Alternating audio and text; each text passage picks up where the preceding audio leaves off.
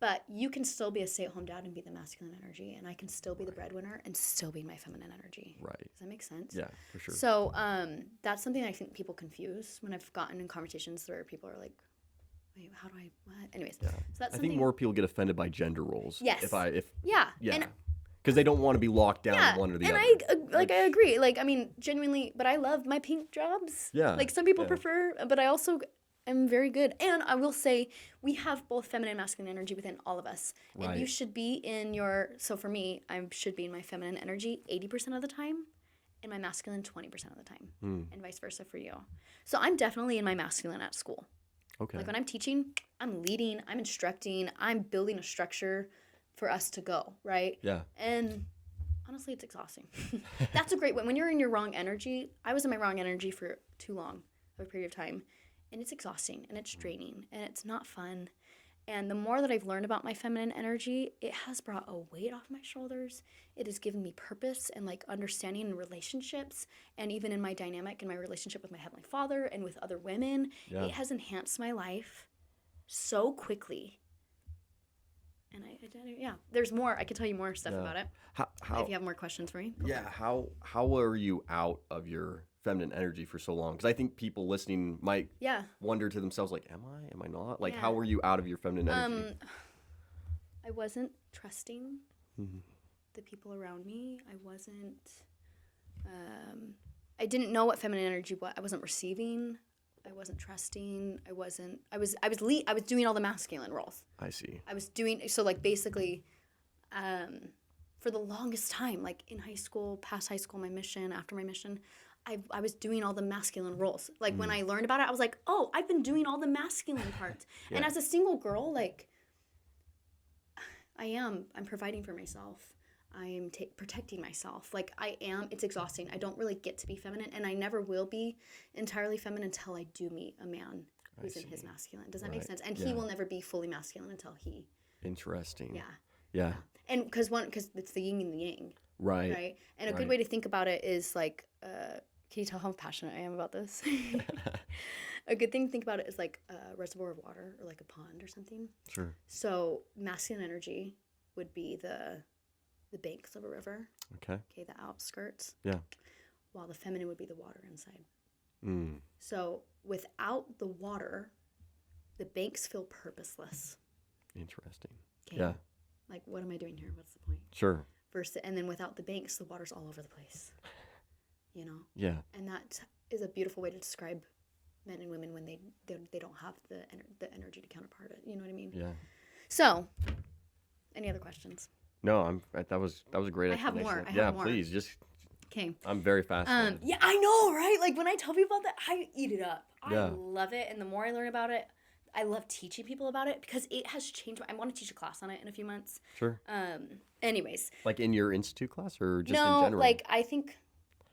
YouTube channel. I was like, oh no, I mean I could start a YouTube channel, but I feel like there's so many other girls. I don't know. I was thinking, I'm just genuinely. You articulate it well. Thank you. Yeah. Well, I have my notes in front of me, so. And I teach for a living. But I want to. I've been studying more about the female cycle too, which I'll dive into in a second. Yeah. And I'm like, men need to know about this. I didn't even know about it till like 2 years ago. Like I was home from my mission, and I was like, wait, we have a cycle, 4 phases? Like I have no idea. This would have been nice to know when I was an emotional girl in high school and on my mission. Anyways, and so I was like, men need to know this. And so I've been studying it quietly when I have extra time and preparing a presentation to be able to teach a bunch of men like your age. Yeah. And the cycle and also feminine masculine energy. So, but I got to feel you don't actually know it until you're able to teach it. Right. And so this is really good practice for me. Yeah. And well, let me know when you have the class. Yes. I'll show up. I'll text some friends. Yeah. Tell them to come. People would love it. So I'll keep going though with some other things. Yeah, please. I'll just dump it all here because. Yeah. People. I think people will love it. Yeah. Eat it up. So what do? I told about feeling versus intuition. Like women are more internal and the banks and yes. Yeah. Okay. So I'll talk about our cycle. So men are masculine energy, and men are linear. Their cycle is linear, while women's are cyclical. So what does that mean? I don't know. So linear is Yeah. This and secular, Okay. Yeah. public school.